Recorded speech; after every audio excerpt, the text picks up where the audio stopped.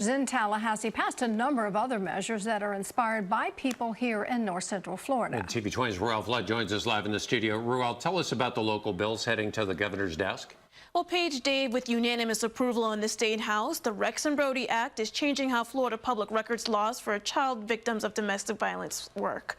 It was approved by the Senate 2 weeks ago. Autopsy reports of children killed in domestic situations will be exempt from public record. It was filed after the media reported on details of Rex and Brody Reinhardt's murder back in 2021.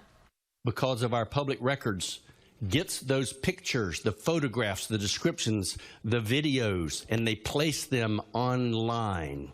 So it's not just the hurt of losing your beloved child.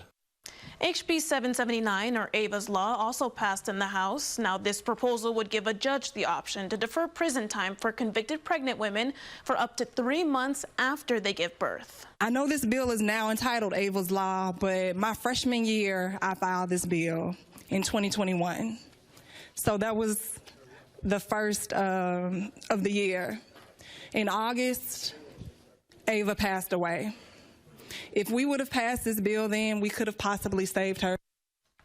Ava's Law passed this afternoon in the House with 2 dissenting votes. Now, HB 1565 also unanimously passed to overhaul the town of Fort White's governance. Reporting live in the studio, Ruel Flood, TV 20.